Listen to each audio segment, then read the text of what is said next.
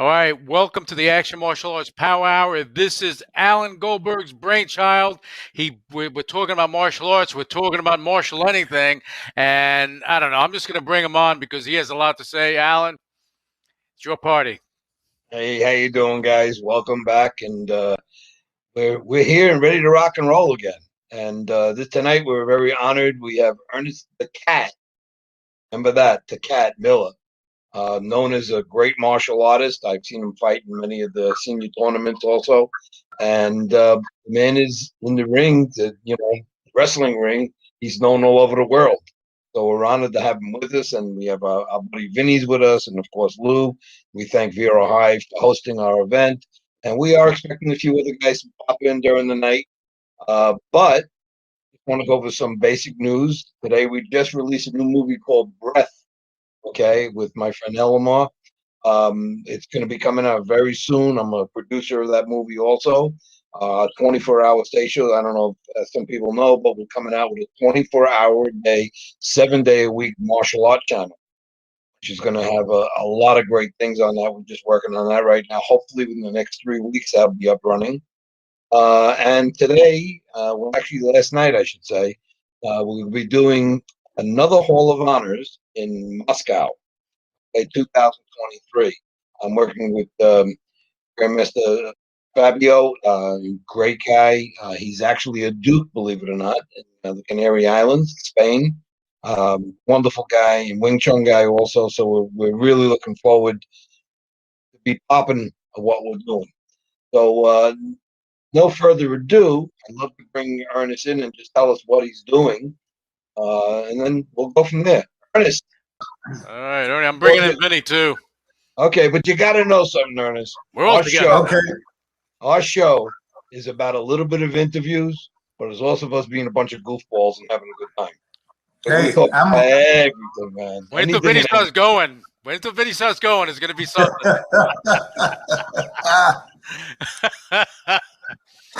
So I like seeing Vinny nice and crisp with the video. I love it. I love it.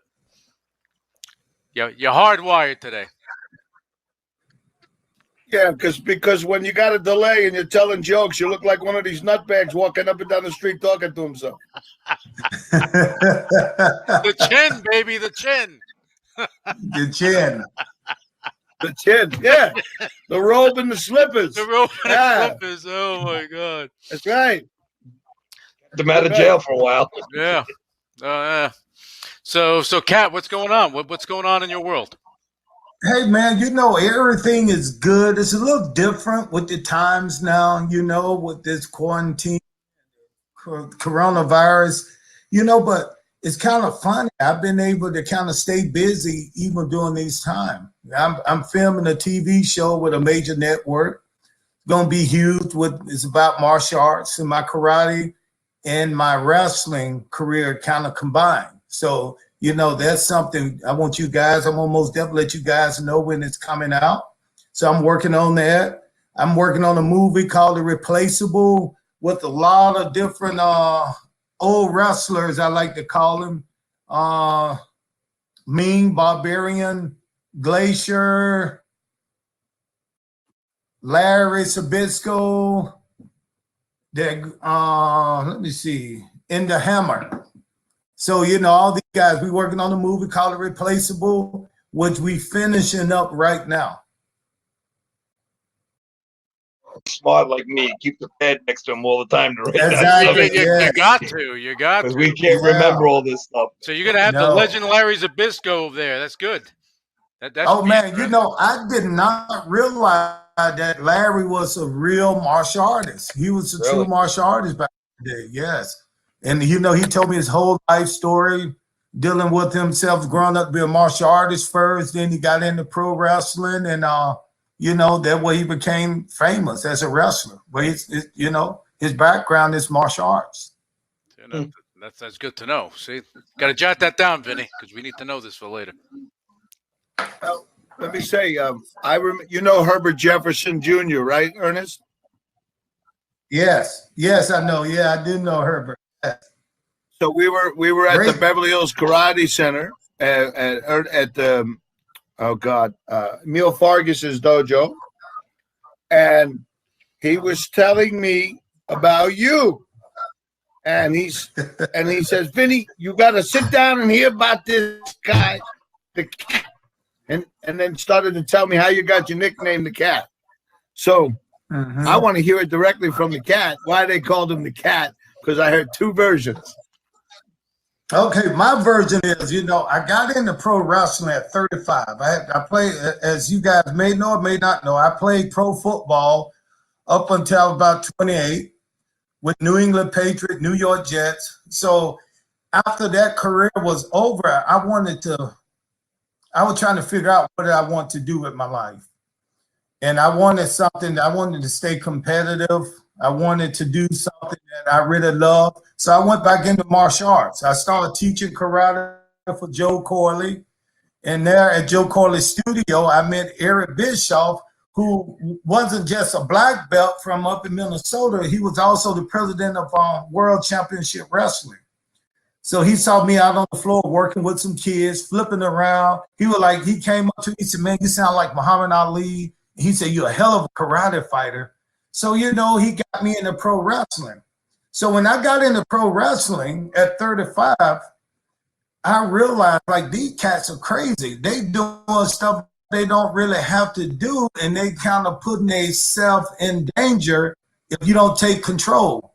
So what they asked me to do is, when they asked me to come off the top rope and do stuff, I said, I don't feel comfortable putting myself into somebody else's hand, my safety.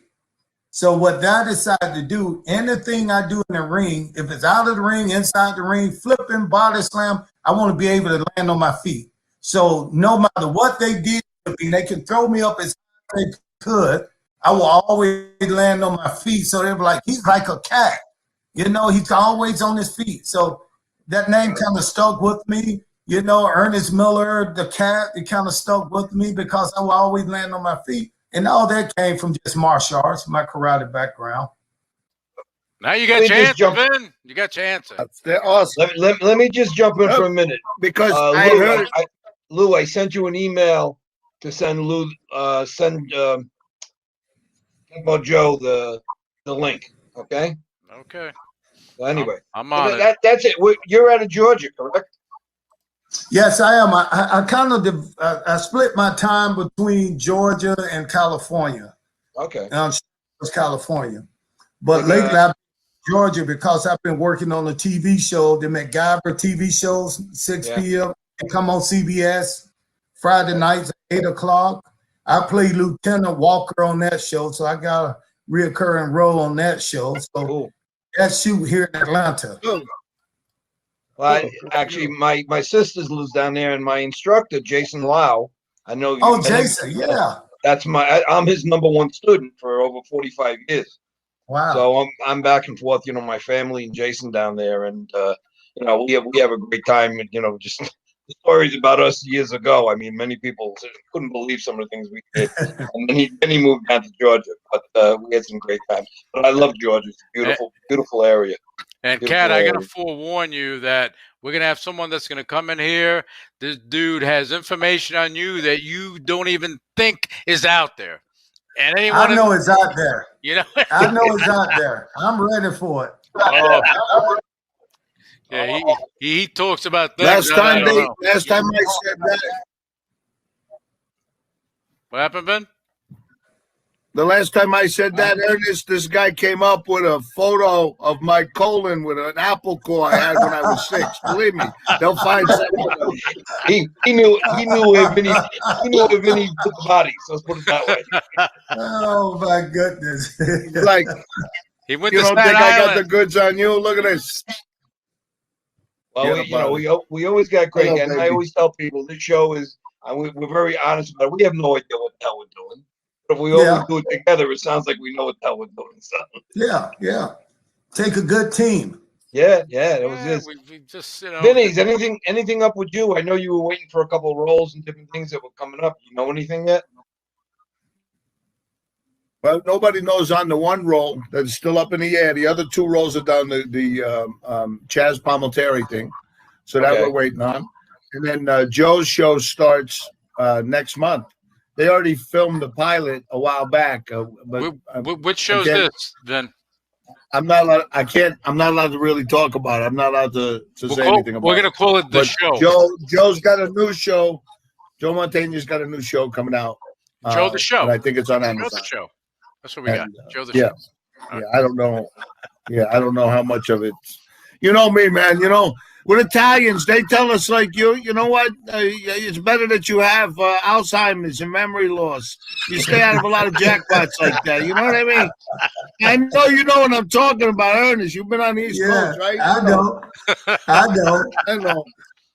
You know, I lived in Connecticut for about maybe 3 or 4 years, and I'm telling you, man, nothing like the New York, Connecticut area, man. Love it. Oh yeah.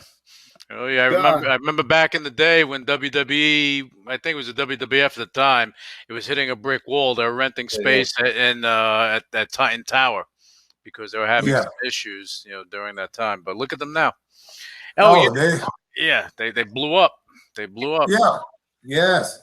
I remember I was at the Cauliflower Alley thing. I think it was in '97, and I was there. And Triple H.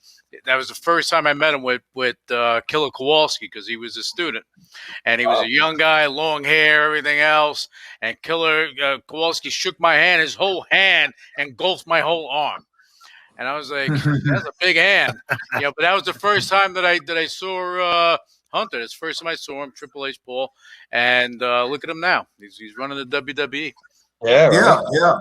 He's in the family now. Sure, he's in the family. And Vinny knows how that works when you're in the family. Yeah, I can see. You know, hey. Yeah. But Kat, there's only 2 ways out. Feet first.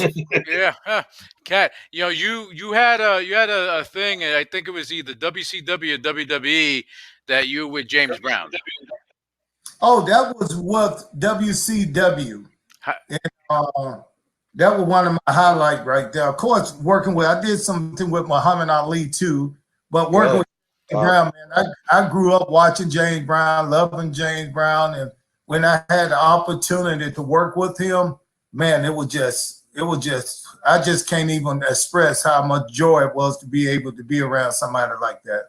I mean, he was encouraging, and besides, he gave me 3 of those robes and capes. He put it on my back. He put it on you, and that was it. He put it on me, and that put me in the history book because he only caped 2 men. That's Michael Jackson and Ernest the Cat Miller. And it's in the history book where it said James Brown was there. But, you know, to find out the capes are worth a lot of money. You know, I didn't think about it until one day somebody read to me and they called me and they said, listen, this guy looking for you and he wanted to buy your capes. I was like, are you crazy? I would never sell those capes. But you know, he said they worth a lot of money. And I remember James Brown leaving the capes in my dressing room. He said, turn around. He said, Cat, make sure you keep those.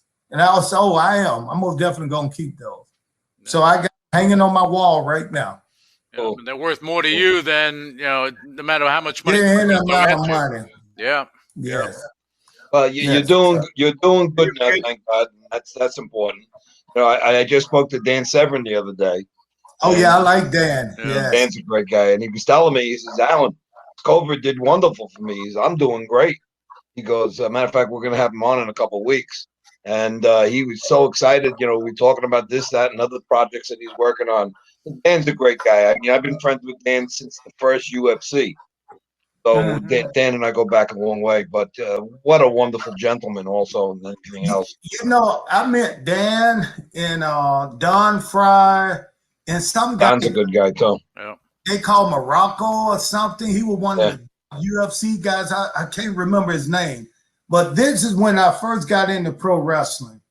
Eric Bischoff, who was the president, wanted me to get into the pro wrestling business to get me into this new mixed martial art, which was beginning of the UFC.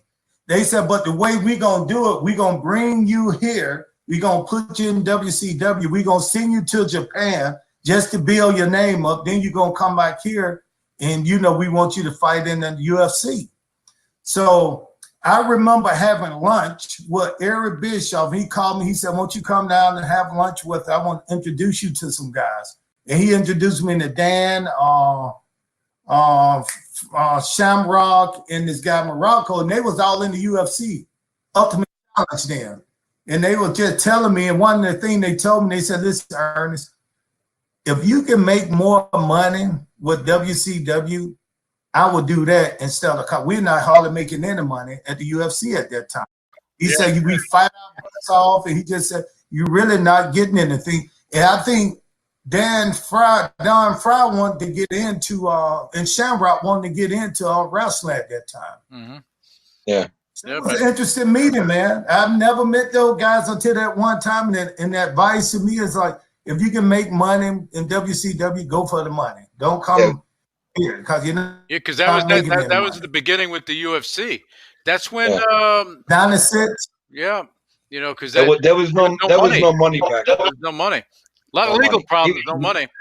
Even Don Fry, exactly. he never really got that much far into it because just his back went out and other things.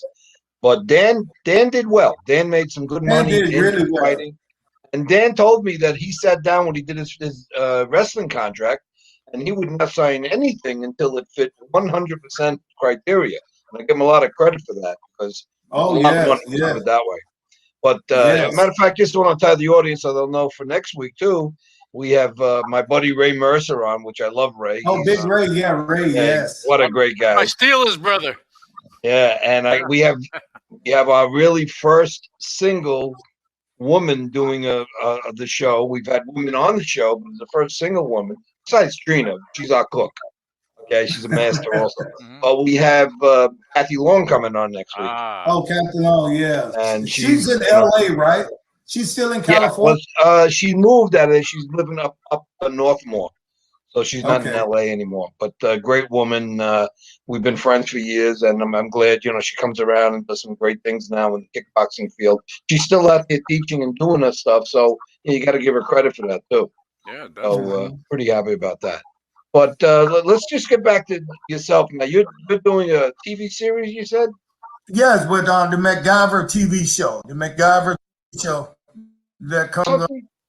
Now, when were you on that list? I was on there about maybe January or February was the first episode. I saw you on it, and I kept saying, "Boy, this guy looks familiar." I was like, who the hell I had a military uniform on. So I got the new season's getting ready to start, so I'm looking to be on there even more now, as my character is developed. I said, I'm working on the TV show, a kind of reality-based TV show, and I can't say the network, but we've already shot the show, the pilot, and everything is, good.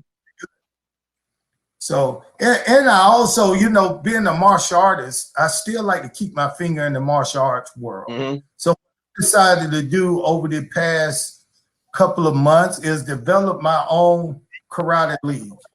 And it's league, it's a professional league called Pro Point Fighting. And we've been all over the internet. We got 1.5 million followers. Really? We've just finished our 4th show. It's on pay-per-view. But this time, the live event was even better than the pay-per-view shows. So, it just take what I love to do most, point fighting, and now we got it at a professional level to what athletes are paid and treated like professional athletes. That's the big thing. We fly them in. Yes, we fly them in. And we don't make a lot of money off of this. We got sponsors and to make, it's like this is my way to give back to something that gave me so much. Cause I started karate when I was 11 years old. I was in a bad area of town. My family didn't have a lot of money. So the only thing that I could do was to go to a karate class that I couldn't really pay for. So my a great teacher, Ronald Walker, everybody know him around the Georgia area, and he started teaching me karate. And then, that led, here I am 57, still making money for something he taught me, and gave me for free, Isn't it funny, Kat, that back then the old school guys would go and teach you for free because it wasn't about money. It was about passing on the knowledge to other people. And now it's all And about listen, dollars, you know. Lou, what Yeah. are you talking about? I still teach a lot of guys. Oh, yeah, about it's true, but you're old yeah, school, Alan. you're old school. Yes, You know, that's what it yes. comes down to. You have these other guys that they're making money. You know, like the Tiger Schulmans and everything. They're making tons of money from it. You know, no. I mean, it is what it is. But That's it. yeah, It's very funny you said that because it falls right into one of the things I did want to talk about. And it came up, and I'm not going to mention names and stuff, but there are different ends of what we do in this industry, such as the pro fighters and the amateur fighters, so on and so forth. And then you have this whole group of people that call it educational martial arts, okay, which I call daycare centers, okay? Yeah. And you'll know exactly what I'm talking about. And, I do.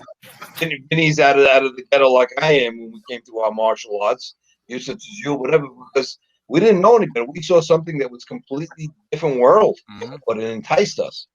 And and again, I won't mention it, but I went to a couple of events that were the quote unquote business opportunities for martial artists.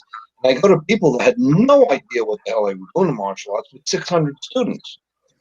And and then they have these guys teaching you how to get 600 students. Now, to me, a lot of it is luck.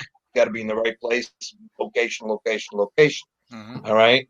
But the real truth of the matter is, I watch some of these guys what they're teaching, and I go, how many times could you teach somebody to run a birthday party in a martial arts school?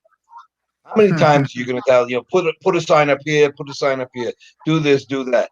You could only teach them one time the little secret you think you know, and then that's it. But these guys are making, and I mean, I hate to say that, these guys are making tons of money off the public. And it just drives me nuts. And I just had a call late last night. The call came through. A guy that was talking to one of these guys in it. And this guy charges hundreds upon hundreds of dollars for consulting on how to open up their martial arts schools correctly. Yeah. I've never was in that. I know probably Ernest and Vinny were never in that. We do what we do because we love what we do. We'd like to make money. We'd love to make money doing it. But that's not our perspective of what martial arts is. And I think it balances. Go on, man. I think it balances. Listen, if you don't have your cream of the crop students that are funding, you can't then give away to the ones that need it that can't pay because you got to put food on the table. Yeah. I mean, one really does balance the other out. So as long as it's to make money on it, to do that, it's fine. Yeah. It's to people. I mean, I see it too. That's all they think about, and they don't give back. That's where you. That's what I was going to say to you. That comes into the selling of ranks. Yeah, and then But and with me, like I said, I've done everything I wanted to do in life. As a little boy, I wanted to be the best karate black belt teacher around. I wanted to play pro football. I wanted to be on TV doing stuff. I wanted to be in a movie, doing karate. And here I am, a movie part. I was in a movie, The Wrestler, with Mickey Rourke. But I played a wrestler. But then I was in The Legend of Bruce Lee with Michael Jai White. We shot in China. I was in Blood and Bone with Michael Jai White, who is a good friend of mine as well. And mine too. Yep. He talked highly of you, so I've learned to take what I've learned from karate to make me a better person. And because I am that person, I've been able to do a lot of things because people can see that good person in me. That this guy's a giver, this guy's trustworthy, he's gonna have my back. So this is the kind of guy that I want to bring into my room. And on the other hand, I'm just being a great martial artist. Even as a father, I think of myself as a great martial artist. So that helped lead me and guide me sometimes to do as a father that, you would imagine Bruce Lee doing in a fair fight, So, so it's not me making money from this stuff. It's just martial arts put in me the person that I am, that's been able to be pretty successful. Like I said, I've done a lot of things in my life, 57 years old, and I got a lot of things that I'm reaching for and want to continue. In pro wrestling was the hardest thing I've ever had to do before Because remember, I was 35 years old. I've never wanted to be a pro wrestler. It came to me. No. And the guy who told me to get me away from karate, he said, listen, I'm going to go out. You can come to pro wrestling and work for me. I can make your name bigger. You can come back and teach more kids because we know how you are. You want to teach. You can come back and teach the kid, and you can make a lot of money. I'm going to make you a wealthy man. That's what their bishop told me. That was good. But what got me to go was I thought about kids would probably want to listen to me even more if I had wrestling persona behind me. So I went to wrestling, and it took me 5 years. Now, I want you to understand this. You guys watch, Lou, I know you watch wrestling. Oh, yeah. Well, I was in a ring myself for a while. Used to wrestle with Neidhart and everything. So you'll understand this. To get to a Monday Night Nitro, or to get to the level of WCW or WWE, these guys been working ever since they were little kids. Yep. Triple H probably been in the business about 30, 40 years. A lot of guys been in the business so long that they finally got their big shot at the big time. I was in the business for about 3 months before I ended up on one of the biggest pay-per-views on WCW. Yeah, man, and then from big, I took off, because it's my martial arts way. I was able to fight and defeat whatever thing laid in front of me. That's my martial art words right there. Defeat whatever tried to stop me. And in this business, it was a business. I didn't look at it like it was just entertainment or something to make me look good. I'm in a business now, so I got to conquer this business. I can't let it break me.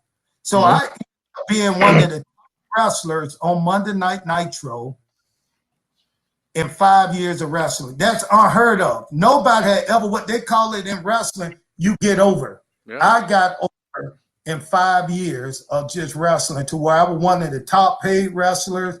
I had some of the highest buy rates or the high ratings on the show to where they put me in charge of the show. Matter of fact, I got so high one time that Hulk Hogan did something he never ever wanted to do. Hogan went to the office, Eric Bischoff and the crew, and said, listen, he's over. The crowd really like him. They love to hate him. They love to boo him. They like to cheer him. Hogan said, I want to lose the world championship belt to him. Really? His first ever said that. He wanted to lose the belt to me. But Eric Bischoff said no. And the reason Eric explained, he said no, because I was on my way to winning it, and he wanted me to keep it for a while, not just win it, lose it 1 week, then lose it to the next week. But it was, to me, it was such a great gratitude and a great thing for Hogan to even think that, he wouldn't do that for anyone, really. When he dropped to the Ultimate Warrior, that was a whole big thing. And that was probably the biggest thing, because it was supposed to go and pass the torch on to the next person. But for him to do that, he must have thought the world of you. Hey, I was over, man. I mean, but you know what? I was looked at as a loner, because in the wrestling world, there wasn't too many martial arts guys like me. And this is funny. I grew up during the time when Bruce Lee and David Carradine, when karate guys didn't drink, we didn't smoke. We used to help old people. We used to fight for those who couldn't fight for themselves. So I grew up in that era. That's what I thought a martial artist was all about. Yep. So that's how I grew up. And I didn't know I was going to go from 5'9" to 6'3" when I was 15 years old. So this strength and power, it's like, it was so funny. Here I am, this big athletic guy, but then all my friends was the nerds, the nerdy guys. Nobody pick on them because they had big Ernest Miller, his world karate champion in black belt, as a friend. So it was still my martial arts that kept me. I think the martial arts was your base that actually people have respected and where you went. Yeah. And I mean, I got a friend like Ray Mercer I mentioned before. Yes. Ray loves coming to my event because he says what you guys have in the martial arts, us as boxers never had. He goes, we didn't have that respect factor between each other. You could beat the crap out of each other. We had Oso Tayari Casal on last week. and him and John and Benny the Jet, they're best friends now after their fights. Mhm. So to us, the martial arts, even though you may not like the guy to begin with, you wind up getting respect for him. We got Joe on, Kempo Joe. We call him Wikipedia Joe. Yeah, Lou, you got him. You got him on speaker. yeah, I'm going to bring him on in a second, but I wanted to say something to Kat. You mentioned how you won Monday Night Nitro and they gave you that big boost and everything. Okay, Yeah. it takes, and you mentioned this, it takes wrestlers a long time to even get to that point. Usually, they're like, maybe the first match out or something. They're not getting TV time and stuff like that. Even when Davey Boy was there and everybody was there and Neidhart was in, I don't know, I think he was there when you were there too. Yeah, I met all those guys. Yes. Yeah, and it was just a different animal. And the level of respect they had to have for you to do that had to be amazing. And you know what they learned? They said we could try stuff on other people, but we can't try stuff with him, Ernest. He's real. He's real. The funny thing, many people might not know this, but Ernest actually fought at my event. He fought with Lee Ireland's team. Yes. And I watched one of your fights there, and I looked at it, go, I think people were afraid of you in some ways because of the wrestling. Because of the wrestling too, because they saw that viciousness, which was a lot of it was show, of course, because of TV. Exactly. But I saw people thinking you out before they fought you. Well, let's bring Joe on because I know Joe's got some. We're gonna bring Joe on, and Joe, you know the cat, right? Okay, I need to say this, Joe, because I told Vinny about this earlier. Actually, I was telling Alan about it. And you guys are gonna laugh, okay? You're gonna appreciate this before you get into your Q&A with Ernie. I was watching videos because I was trying to find a video that I had behind me of Joe Louis and Superfoot, right? Just to play here. And I'm going through it. And I look for Michael D. Pasquale, Jr., which I have over here. You can't see it because it's blurry. And I'm doing that. And I see an interview of him. And you're interviewing him. And, brother, you got Jerry curls coming down here, a big old head. I thought you were Rick James. I was dying. Oh my God, I had tears coming down my face. I just figured I'd share that with you. It was funny. It was funny. Oh, my goodness. I know you love coming on here. I had more hair changes in black exploitation movies in the 70s. I had full Jerry curl perm. I had the rock perm all the way down to my backside. I had the whole soul patch Prince look going on. I went to the George Michael hair, all of it, man. I was a child of the 80s. Oh, yeah, no doubt. Oh, my God. Now I'm sweating. Thank you. All right, but now... Joe, you got the cat in front of you, man. I'm going to get you on for 2 minutes, okay? I'm so psyched because I got to tell you, Ernest, I mean, a lot of people know my martial arts career, but what they don't know about is my professional wrestling career. Joe, I have to interrupt 1 second, all right? I have a guy that's on the phone right now that I just want him to say hello because a lot of people are very concerned about him. It's my dear brother, Michael D. Pasquale. So, Mike, say something to everybody. Hey. Hello, everybody. Hey, Michael. Hello, Michael. Good to hear everybody. How's everything going? Good, brother. How are you? Great. Well, I've been better, but I'm okay. I'm working through the stupid operation I had that put me in a wheelchair. Wow. So still doing a lot of therapy. I'm okay. Eventually I'll be back on my feet. I don't know when. I'm not quite there yet. You'll I'm get getting there. stronger. Yeah. You'll get there. It takes a long time. It's been 9 months, and boy, a lot of therapy and a lot of ups and downs, and almost bit the dust there at one point. Oh. Well, we're going to be saying some praise for you, Michael. We miss you.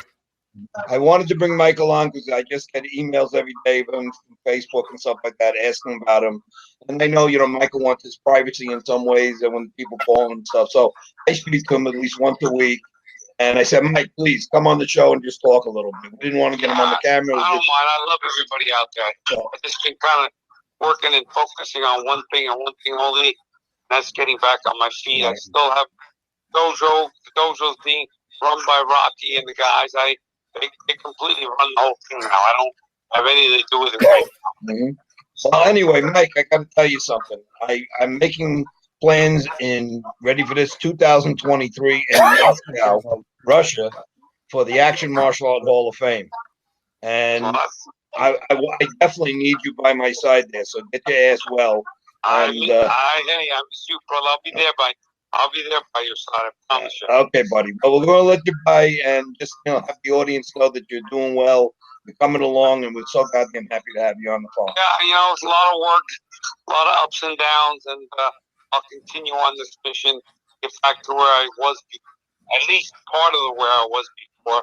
But they screwed up this back surgery when I had a couple discs that were pushing into my spinal column, and I ended up waking up. I was on working for the first 2 days, and I got a blood clot, and it put me in this damn wheelchair. So. We want to say we all love you, and we'll catch up with you soon, Mikey. All right? I love you guys, all of you. All right, God bless. Same here. Miss you. God bless. I thought that would surprise everyone. Would be happy to hear. Yeah, thank you. That's a good surprise. I mean, he hasn't spoken to too many people, and I kind of pushed him to come on and at least say a few words because so many people are concerned about him. Great man. He's like my brother. Yeah. Anyway, well, Joe, I'm sorry to interrupt you, but I'm so glad to hear that. Believe me, it was great hearing Michael's voice. I know you'd be excited because everyone loves Michael that knows Michael. So, anyway, Joe, you're back on. Go on, buddy. I'm sorry. You bet. All right. So, a lot of people know about my martial arts career, but what they don't know about is my professional wrestling career. I started back in 1985 with Joe Eugenio in New Bedford.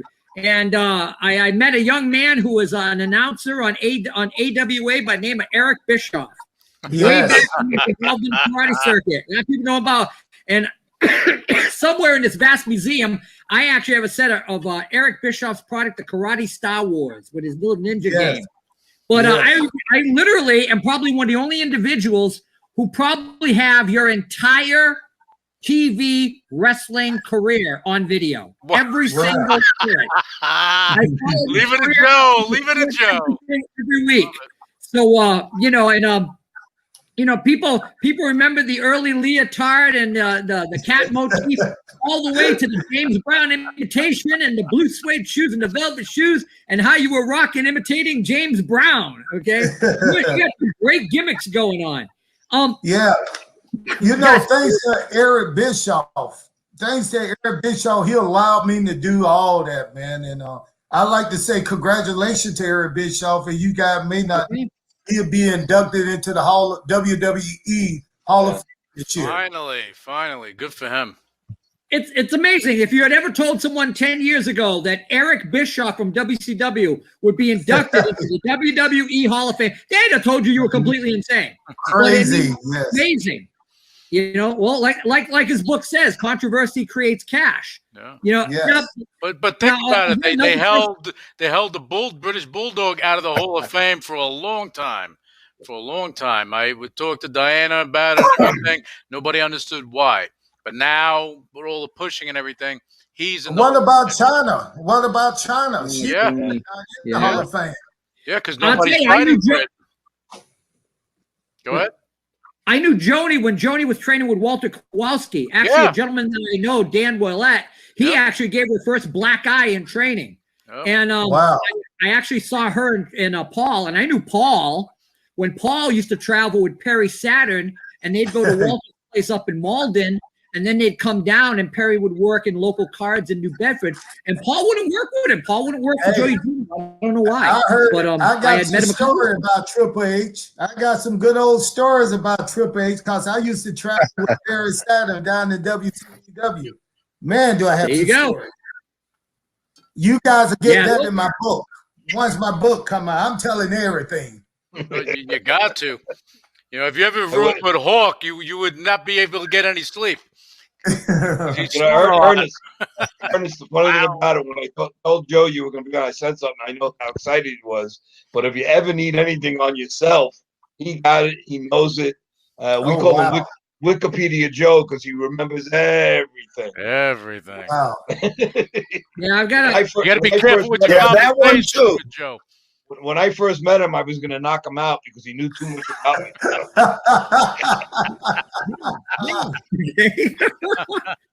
Well, yeah, I mean, Ernest, is kind of funny because the first time we met was at the Action Martial Arts. Well, actually, that's not true. I had met you. You used to compete. A lot of people know about you competing in New York and area, but you used to compete in New England occasionally. All the time. That's why I started at not started, but New England. I would come down to New York too with Jerry Fonez and a lot of those fast feet. Michael John White, Mike Conroy. We used to all come. I trained with those guys. I'm gonna make you laugh. While we were on the show, I just got a call from Lamar Thornton.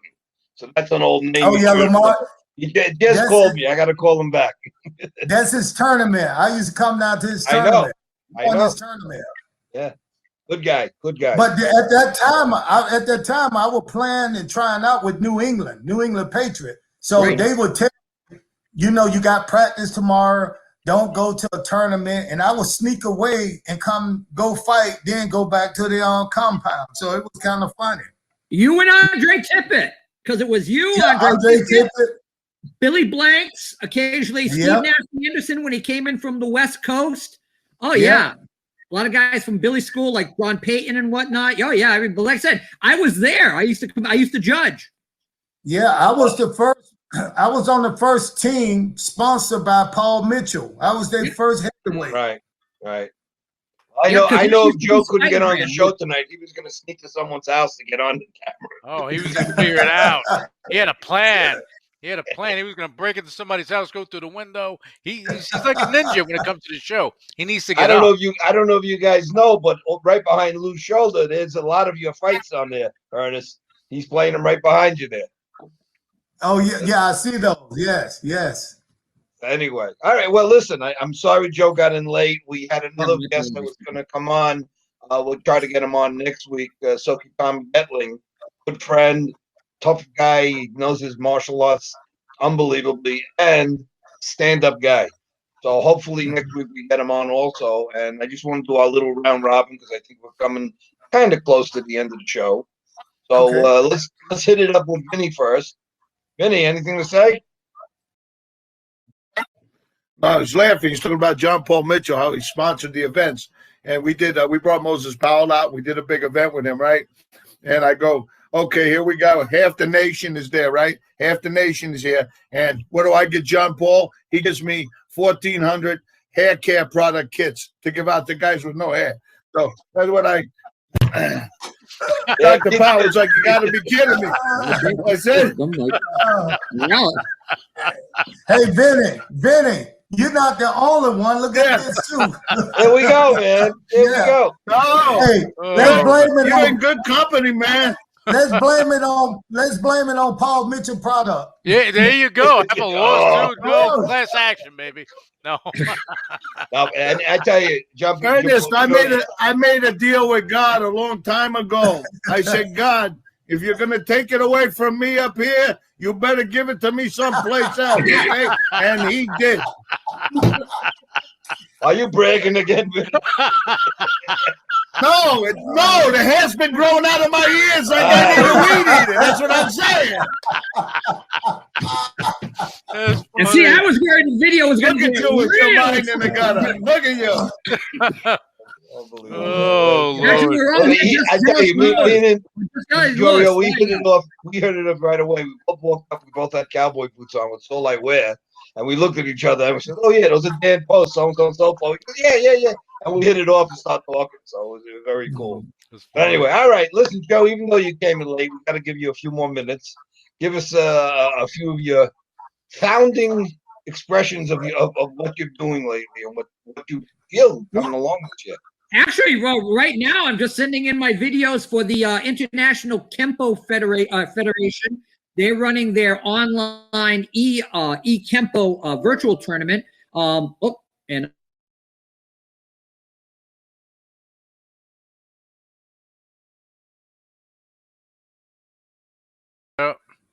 right, but we got him in at least. We got him in. Yeah, Anyway, Yeah. we're gonna take him out. He's done. okay. Lou, anything you got to say before we sign off? No, I just want to thank everyone for coming, being a part of Vero Hive and joining what we're doing. We have a lot of things going on. In the next couple of weeks, well, actually, probably next week, you're going to be able to share a video in here. So next time we can actually show videos here. If we would have had it for you, Kat, we would have showed you video here while we're Yeah. recording. But you're going to come on again. You're going to come on Yeah, again most definitely. because, I mean, we're motivating people, inspiring people, making people laugh, doing all this stuff. And we're just getting better and better. As long as we have Vinny here, I'm going to have tears in my eyes every show. All right. But on that note, Ernie, I'm gonna pass it to you. Final words. Hey, listen, man, I'm glad to be a part of what you guys are doing, and thanks for the invite. I had a good time. I feel comfortable. I don't feel judged. I feel like I'm in front of fellow martial artists. So thank you guys for having me on. The beginning with us, we don't know what's going to happen, but we do in some ways. But it's about fun, the show. Everyone has a story. We want everyone to tell their story, but it's about having fun. And you know, we've had great shows, and everyone enjoys it. Our ratings are getting bigger and bigger, and a lot more people watching it. So everyone is excited that you were on. And hey, all I got to say is until next week.